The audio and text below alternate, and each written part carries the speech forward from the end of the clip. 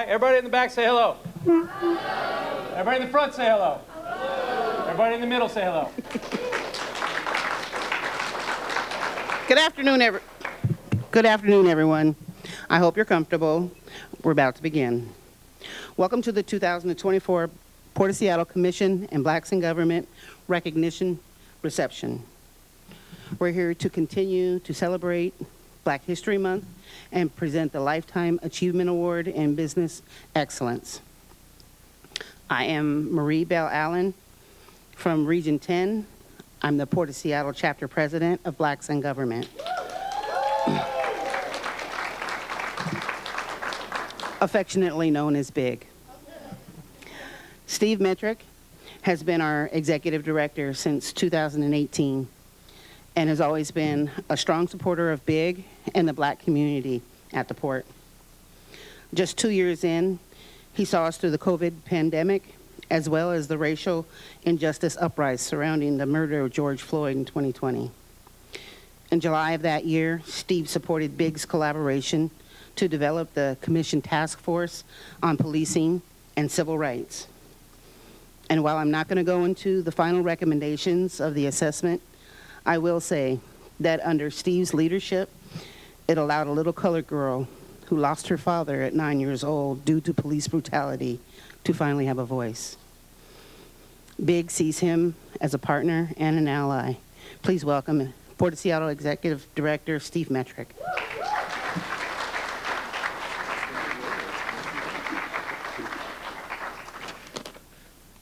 Oh my gosh, what a great introduction.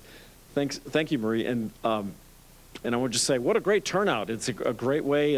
We had a great commission meeting, and I know that everybody was excited about that to hang around for this, but it's a great event here.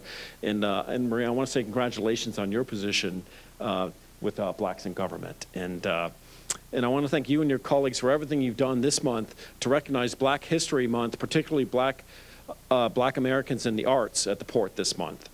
And I also want to recognize Commission President Hamdi Mohamed, Senior, who's here with us today and is going to speak soon. Senior Director for our Office of Equity, Diversity, and Inclusion, Bukta Gesar. Let's give them a round of applause as we go through this, yeah.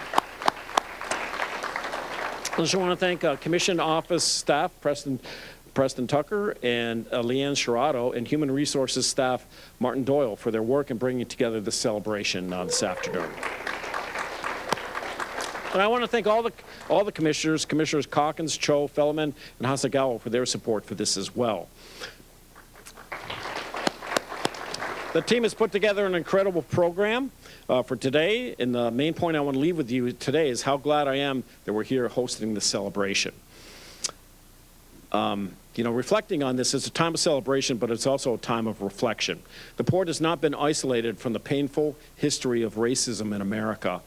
We know that for too long, many in our region, including the Port of Seattle, has benefited from white-dominated culture and comfortably operated in an unjust, racist society. Our institutional practices made it difficult for people of color and women to thrive and gain leadership positions. Businesses owned by women and people of color to win contracts, and diverse communities in our region to contribute meaningfully in our decision-making processes. We have a responsibility as an organization and a government to understand that history, acknowledge that history still has an impact on the present, and work with intention to disrupt racism, intentional or not, conscious or not, for the future. We have that opportunity in so many ways through our support for small businesses and our work with WIMBY and ACDBE firms, through our economic development programs and grants, and through employment at the Port, and through outreach to communities. And I know that today's program will inspire us to see the change we need to make and remind us to celebrate the change that we are already making. We have the right team in place here. We have all the right pieces to do this. And so it's time for us to continue on this work and to move that forward. So with that, I appreciate the opportunity to say a few words and look forward to a great celebration. So with that, thank you. Thank you.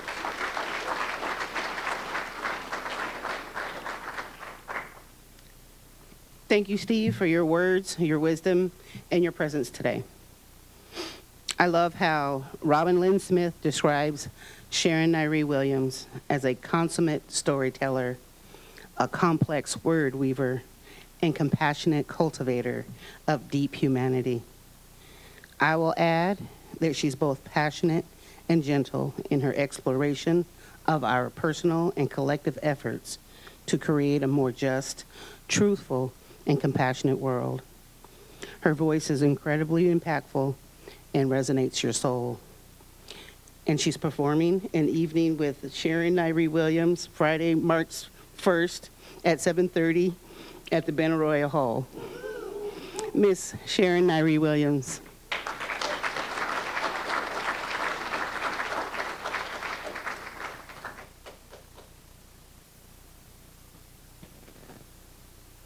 Oh, y'all look, whoa, where y'all come from? I was sitting with my back turned, so I ain't see all y'all. Okay. I'm not nervous or anything. Thanks for having me back. Y'all gonna have to hire me soon. But you know, I'm an interim executive director, so I'm open for possibilities, no doubt. But thank you for having me back. It's an honor and to be on the same bill as Chef Christie, who's a dear friend of mine, and the legend, Mr. Eddie Wright Jr., who y'all don't know this. He don't have it on today, but I would just tell y'all about Mr. Eddie Wright Jr. Yo, he would come into a room with a dope behind warm-up suit and crush everybody's outfit. I can't wait to get in his closet one day. I'm gonna do two pieces for you, if that's okay. One I just pulled out called The Fierce Urgency of Now, and then the other one is I'm No Piece of Brittle. Let's go for the ride. Dr. Martin Luther King Jr. said, "We are now faced with the fact that tomorrow is today. We are confronted with the fierce urgency of now in this unfolding conundrum of life and history. There is such a thing as being too late. This is no time for apathy or complacency. This is a time for vigorous and positive action. Kings and queens. First, we must pay homage to the change agents of America. Ancestors rise, ancestors rise, ancestors rise. As the waves of the river tide brought us here, the shackles of the past must be broken. Learn from the fight and thy will be done. It is no longer them beating us, but us beating them. No straps needed, no shackles can hold us. The breaking of the backs for them is done as we break our backs for the truth to not be undone. We can no longer allow them to nail us to the cross, but for us to make our own crosses to bear. Bear the cross of our brothers and sisters who stand in the fight for justice. Bear the cross for our children who deserve to thrive.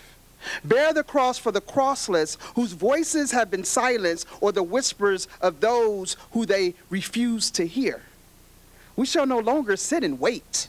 We will no longer travel through the Underground Railroad. We will no longer be ashamed to speak the truth. The pulse of America, I tell y'all, the climate is one of hatefulness and vengeance. But like the good book says, vengeance is mine. No weapon formed against me shall prosper. You might kill my brothers, but you may not kill my soul. You may try to limit my capacity, but my capacity is limitless. You may thrive on my pain, but my pain is no more.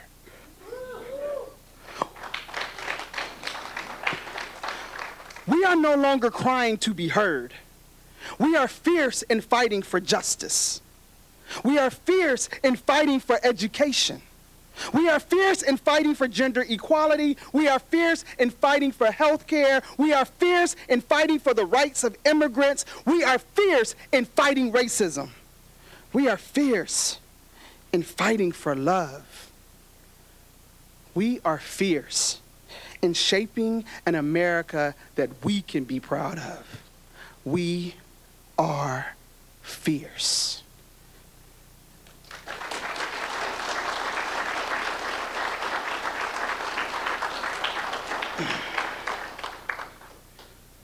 Now, Mr. Eddie Wright Jr., this one's for you. because I know you said these words before. I'm no piece of brittle. My life plays like a roller coaster ride. Every minute emotions change. The thickness of my skin is no reflection of my path, but the path of those before me. The ancestors, the whips, the chains being thrown off a boat hung by a rope.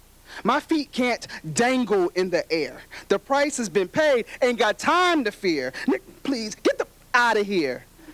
I'm tearing down barriers. The rules of being in my place don't apply. Tokens are for Chuck E. Cheese. I'm building bricks, splitting trees. I'm standing in the field with fluffy whiteness to my knees. I break down the words that you believe are me. Recognize greatness. The strength in me is stronger than what man can see. On my back, I carry the cross for the ancestors and the slaves. I take the whips for Jesus. I place the spike crown on my head with ease. I absorb the pressure from the water. My feet aren't planted, they are cemented in purpose. No mirror for the image that is me. My knowledge can't be parted like the Red Sea, so R-E-S-P-E-C-T, me. No limits. I'm sitting under the tree holding the branches of my bloodline. I'm moving through time with the mind God gave me to proclaim my purpose. My stories are my weapons. My words are my strength. My path has been written, no static in my stride. I'm claiming what's mine. The history of my ancestors supports my foundation. The blood of my mother and father is the lava I breathe. I proclaim, your evilness can't break me. Your fear can't rock me. I'm coming to the table with all my blackness. Light, dark, caramel, midnight, and high yellow. Shit, this world is nothing without me. Deuces.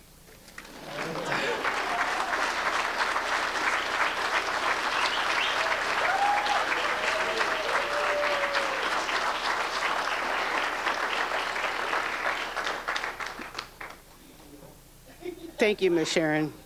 Your words always amaze me. As many of us know, Commissioner Mohamed made history in November of 2021 by becoming the first black woman to be elected the Port of Seattle Commission.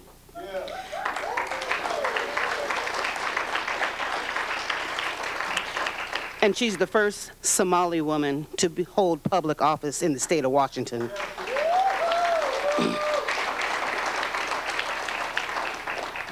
In 2023, she was the first commissioner to ever donate to our chapter's annual scholarship program and was instrumental in developing an enhancement that now includes higher education. The election of Ms. Mohamed last month as the commission president is a significant step towards equity for BIG and the black community here at the Port. It sends a powerful message that our wildest professional dreams can be achieved and that our accomplishments can be celebrated. Although some may view it as a quiet appointment, it speaks volumes to us. We celebrate the shattering of the glass ceiling and the breaking of barriers. Please help me welcome the Port of Seattle Commission President, Hamdi Mohamed.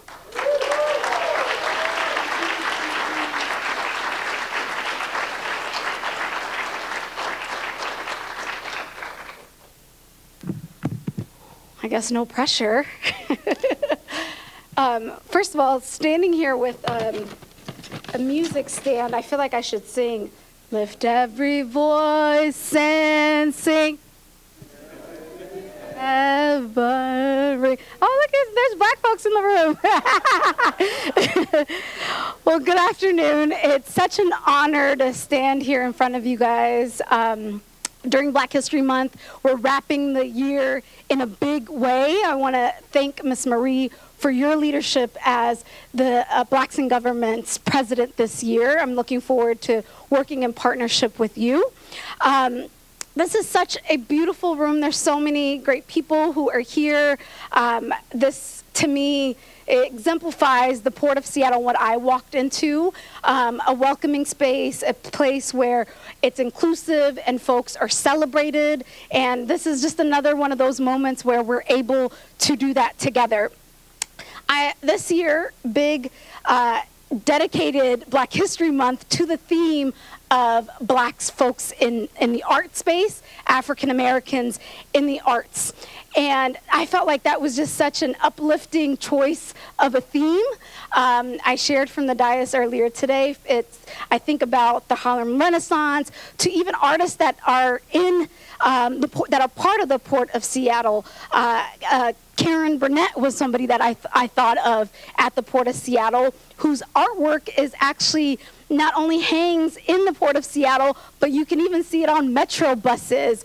And so when you think about impacts of Black artists, you see it here at the home of the port, as well as you can think back and look back in history and see so many significant people who've contributed. And I think it's just it's a great way to uplift our community, uplift music, arts, and culture. And Sharon Williams, wow. Give her another round of applause.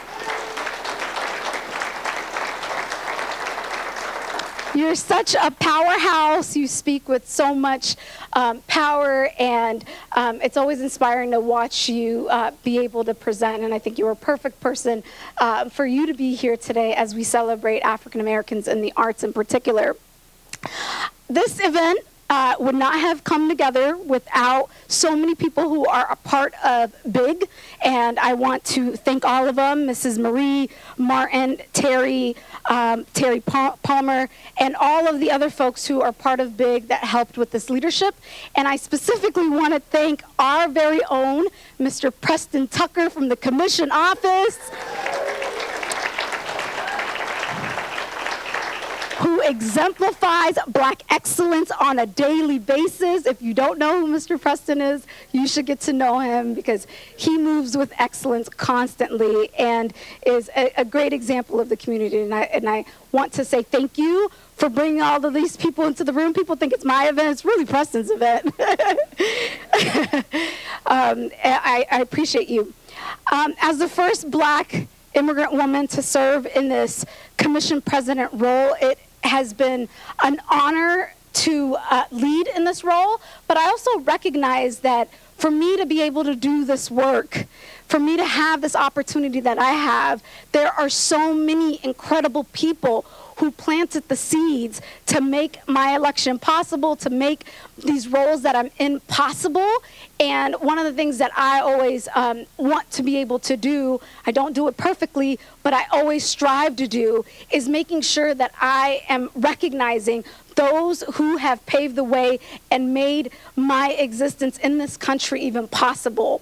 And I think about the African American community in particular as a Black immigrant person, that my existence here in this country and to be able to come to the United States and to look for it as a place where I could find shelter and protection. My family was fleeing persecution and violence, and for us to be able to come to the United States in the way that we did, it was the hard work of African American folk who made that possible, and I say thank you.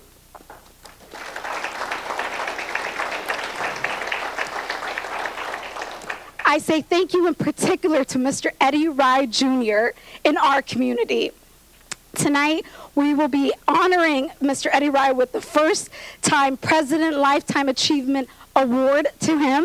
And I'm looking forward to that. You guys will be able to hear from him and hear him receive that award. And that was something that was coined by both Preston Tucker and myself. It's an opportunity to be able to give our flowers to someone who's done excellent work in our community, who has gave up so much of his life to justice, to the movement, in making sure that African American folk, people of color, LGBTQ folks are able to feel included in these communities. And we thank you for that leadership. That's right. We'll also be giving an award for a Business Excellence Award to Chef Brown, who wasn't able to join us today, but we intend to go to the restaurant and provide that award. And there's so many excellent folks who are in the Black community. One of the things that I say is, shop Black not only during Black History Month, but let that be a reminder. And that is one way that we want to be able to uplift folks in our business community, is also to uplift Chef Brown in this moment. But for it to just be a reminder that we should always buy from Black folks, shop at Black restaurants, retails, or whatever it may be. And so I look forward to meeting with her and being able to provide that award to her directly. I see this as a historical moment on the commission. It's not just about me, it's about our shared collective achievements as a community. And so therefore, I look forward to future commissions being able to shine a light on remarkable individuals in our community that are serving our community with excellence. I'm committed to that and paying it forward as much as possible. So with that said, I want to invite Marie back up to share a couple of words, and then we'll invite Mr. Eddie Rye up.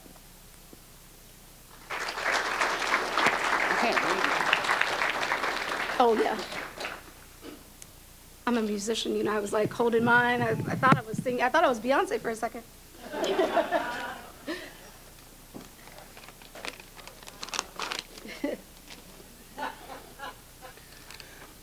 Okay. Chef Christy Brown is a renowned figure in the local food scene with over 30 years of experience.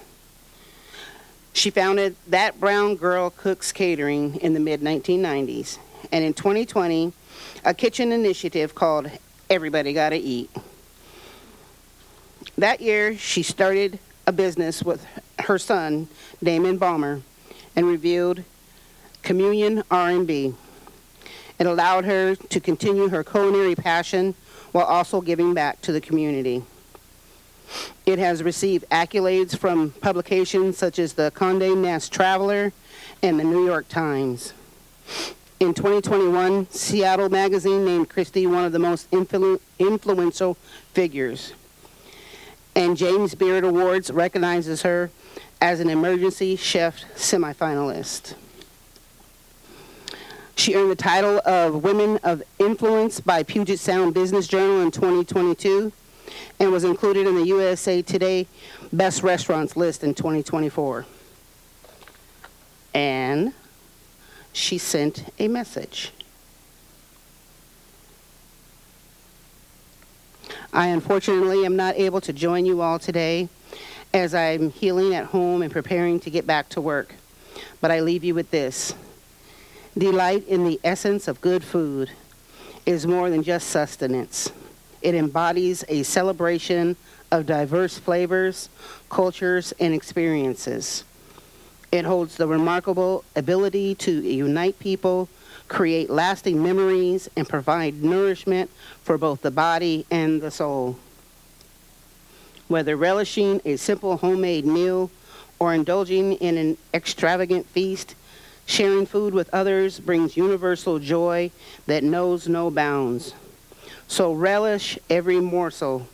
Acknowledge the dedication behind its preparation, and let the satisfaction of good food warm your heart and fill your stomach.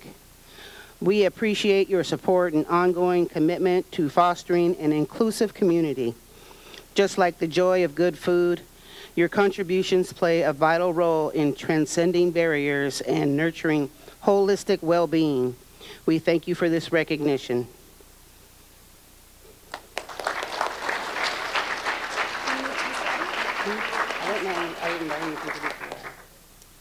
All right. I know that Commissioner Fellowman wanted to say a couple of words before we invited Mr. Eddie Rye, so I want to honor that. Thank you for the staff for reminding me. Thank you for, let's give it up for Commissioner Mohamed. And I just said, if Eddie's going to get acknowledged, I have to be one of the guys that kick him in the shins. But all I know is if there's any better person to represent Black history, I mean, Eddie's been carrying that torch for so long, that's fantastic, but it's giving up for Eddie there. So anyway, it's beyond that, though, because Eddie, by reminding us of history, you're taking us into the future, and it should be Black Future Month as well. So thank you for making sure we don't forget, but we remind ourselves of how much more there is to do.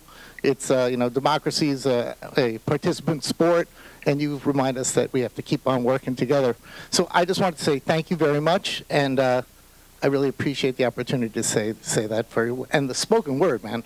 To have you come and introduce us, you should come to every commission meeting. Thank you. All right.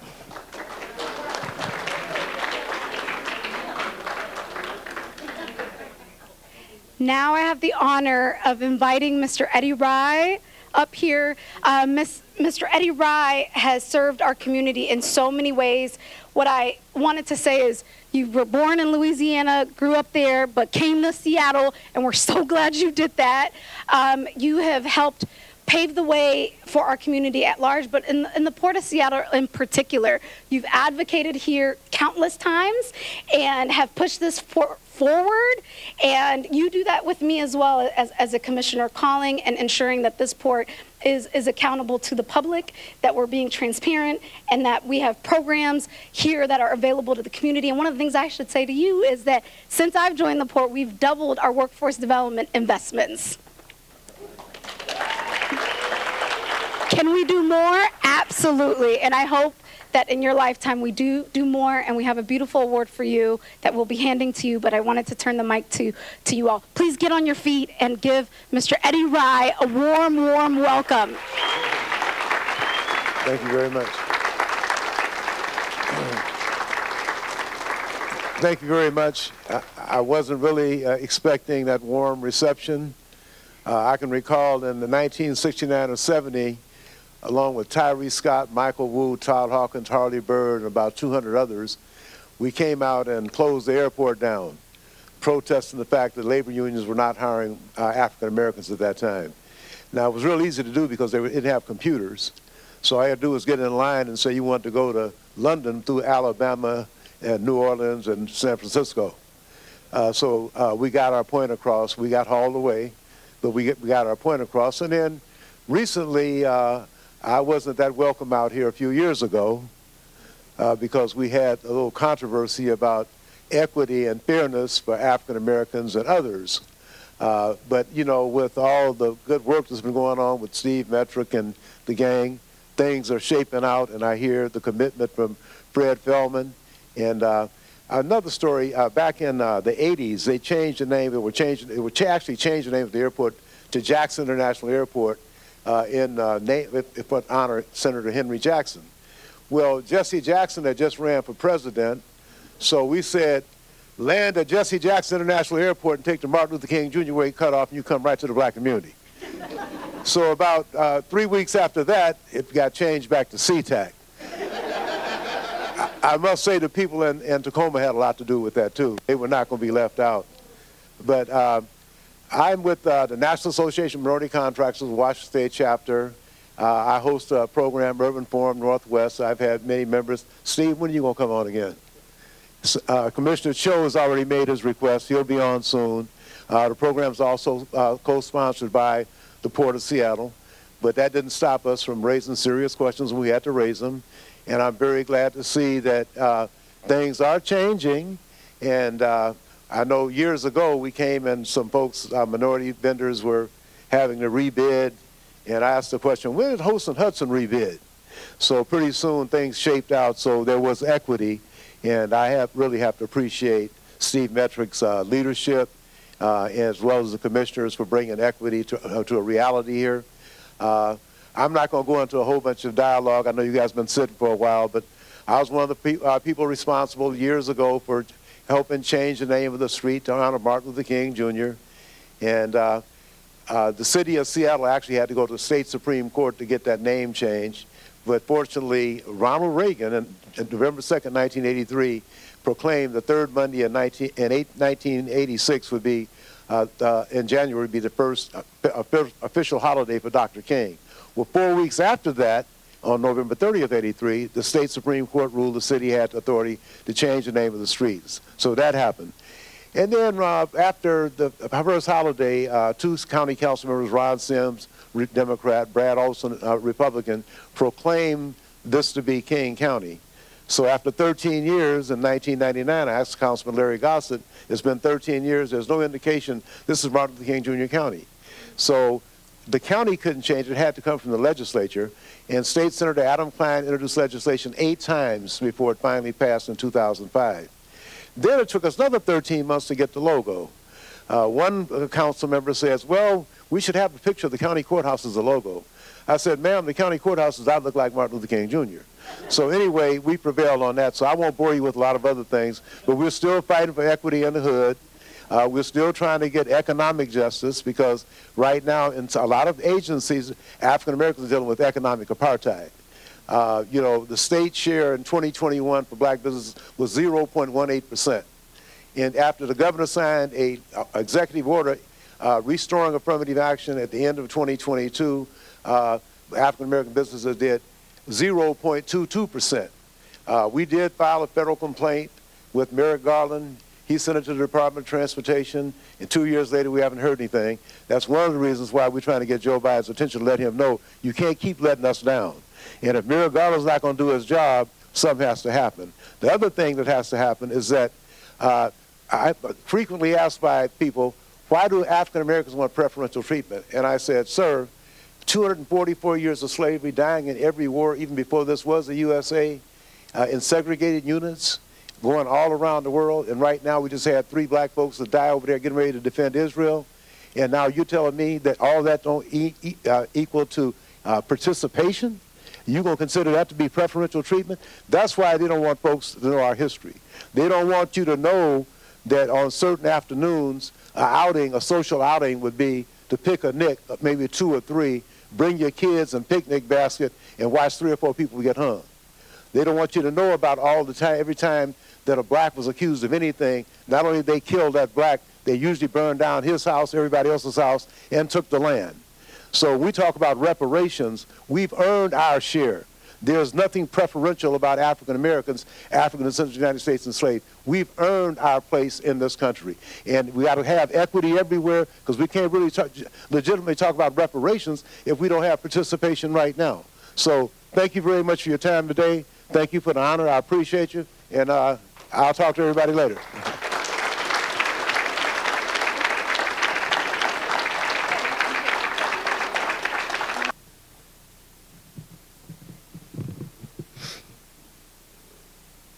Thank you. So, Black History Month reminds me growing up and hearing about the civil rights movement and about equality, which is a really big word for an 8-year-old to define. And that continues to be a big word today. And now in 2024 and beyond, we have to define the difference between equality and equity. So now, everyone in here, we're going to go outside into a rainstorm.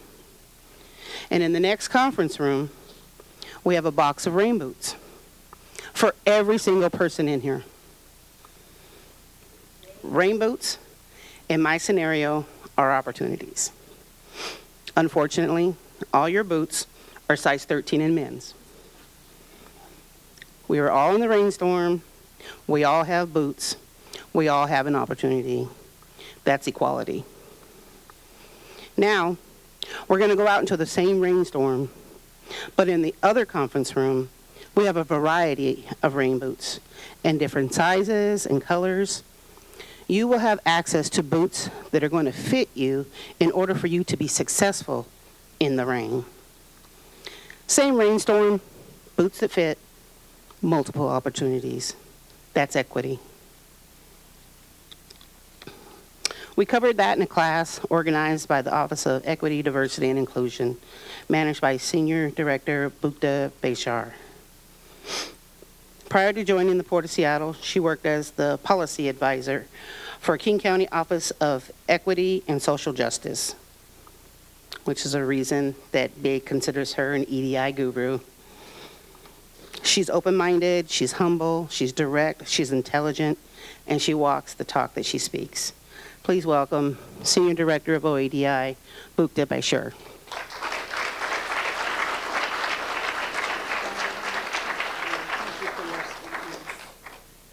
Hey everybody. I am so nervous to be talking to you after all that brilliance and to be closing out our program. But just a couple of things that I wanted to highlight is that I too worked at King County, the legend Eddie Rye. I went to work every day wearing my King County pin that reflected the image of Dr. King. And I am so proud of being in a community with legends, advocates, activists such as you, because we are the only county in the nation that has the image of Dr. King as our logo. And that story that we've just heard from Eddie Rye tells me that change does not happen overnight. Change takes a lot of hard work, and it takes commitment, it takes passion, it takes time, and it's not a straightforward road. There are challenges and bumps, and you have to keep coming back to the same point. And I appreciate you. Thank you for the decades of activism on behalf of Black communities here in King County. And I think that the story that Marie just told about the difference between equity and equality, that was so beautiful and on point, that I just want to say that it illustrates that what is beautiful and good and equitable for a community will benefit all of us. So the work that Eddie Rye has done to advance the rights of in Black communities has really ultimately benefited all of us. And that's how we have to think about equity here. And when we focus on one community, we have to really believe that we will stay united, will be unified, and commit to working together, because in the end, all of our rights will be advanced. I really deeply believe that. So thank you for all the work you've done. And Christy Brown, who I consider a good friend, 20 years ago, every cool party that I went to, they said it was catered by that brown girl catering. And one day, then she opens communion that I loved to go to, and then happens, New York Times says Christy Brown is one of the best chefs of the year, and then you can never go to communion again because it is the most popular restaurant in our community. And I love that for her. I love that for all of us. And thank you, Commissioner Mohamed, for urging us to support Black businesses every day. This month is Black History Month. We, in a traditional Black History Month, honor the accomplishments, the work of Black Americans. But that commitment needs to be with us every day, every month of the year, really. And I am honored to be given this charge by all of you, by you, Steve, by the commissioners, to be the leader of the Office of Equity. Thank you all for believing in me. But this work is done by me, by the small but mighty team of the Office of Equity. Please raise your hands. Jay, Tanya, Guadalupe, Bushra. Raise your hands, everybody. Alberto, Tiffany, Luis, raise your hands. Thank you for all the work that this team has put together for, believe it or not, just 4.5 years. A lot of people reach out to us and say the change you have brought about in just 4.5 years is more than we've been able to do in a decade in other organizations. So thank you to our team. But also we have an incredible change team that is so powerful and works with us, and many of you. So it takes all of us to move equity forward. So thank you for the work that you do. Thank you, Eddie Rye. Thank you, Christy Brown. Thank you, Commissioner Mohamed, and all of our commissioners. All right, I think there's a cake and food to enjoy, so please hang out and enjoy the food, and thank you all for being here today.